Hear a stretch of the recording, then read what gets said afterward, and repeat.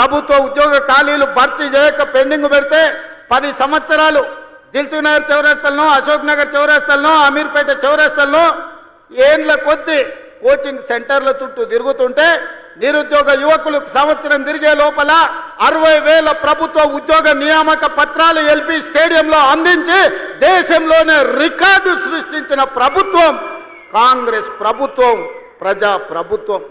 ఇవాళ ఈ వేదిక మీద నుంచి నేను మాటిస్తున్నా, 2.5 సంవత్సరాలు ఈ ప్రభుత్వం పూర్తి చేసుకునే లోపల 1,00,000 ప్రభుత్వ ఉద్యోగాలు ఇచ్చి 1,00,000 మంది నిరుద్యోగ యువకులను ఉద్యోగాలు కల్పించి వాళ్ళ కుటుంబం ఆత్మ గౌరవంతో బ్రతికే విధంగా ఉజ్వల భవిష్యత్తు అందించే విధంగా ఈ ప్రభుత్వం చర్యలు చేపడుతుందని చెప్పి నేను ఈ సందర్భంగా తెలియజేస్తున్న మిత్రులారా ఇవాళ ఆలోచన చేయండి. 10 ఏళ్ళు వాళ్ళ చేతుల్లోనే ఉన్నది.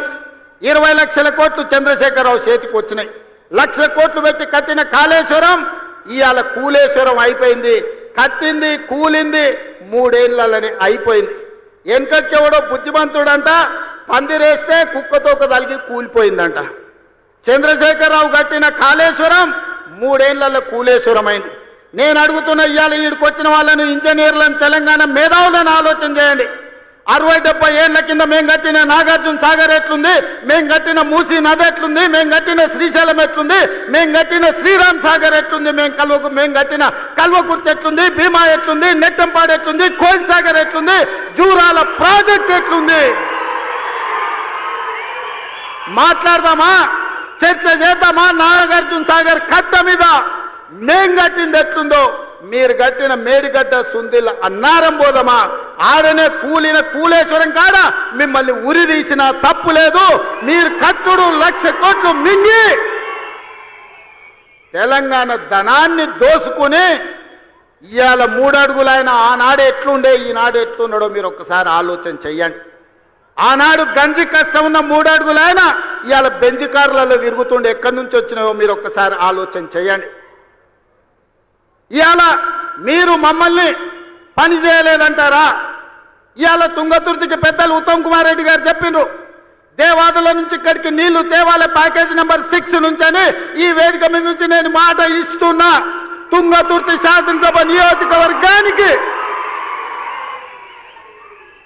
దేవాదుల ద్వారా గోదావరి జలాలను తరలించి మీ ప్రాంతాన్ని సస్యశ్యామలం చేసే వరకు మా ప్రభుత్వం విశ్రమించదు. మేము ఖచ్చితంగా పని చేసి చూపిస్తామని నేను ఈరోజు చెప్పదలుచుకున్నా. ధర్మారెడ్డి కాలువ కావచ్చు, పిలాయిపల్లి కాలువ కావచ్చు, బునియాది కాలువ కావచ్చు, SLBC టన్నెల్ కావచ్చు, ఆనాడు మేము మొదలు పెడితే నువ్వు పూర్తి చేయలేకపోయినావు. ఏట్లో రాయి తీయ కూట్లో రాయి తీయలేనోడంట ఏట్లో మునిగి పెద్ద బండరాయి తీస్తాడంట. ఈ మునగాడంట గోదావరి జలాలు తుంగతుర్తికి తెస్తాడంట. 10 ఏళ్ళు మన గడ్డి వీకినవా? ఫామ్ హౌస్ల దొర దగ్గర గాడిద పని చేసినావా అని నేను అడుగుతున్నా. 10 ఏళ్ళలో ఒక్కరోజన్నా ఆలోచన చేసినవా? తులసి వనంలో గంజాయి మొక్కలాక ఆడొక్కడి గెలిచి ఏకలింగం ఏందేందో మాట్లాడుతున్నాడు. ఆ కాంగ్రెస్ పార్టీ కార్యకర్తలారా మీరే చూసుకోండి. ఆ ఏకలింగంను ఇవాళ ఈ నల్గొండ జిల్లా తులసి వనంలో ఒక గంజాయి మొక్క మొలిసింది.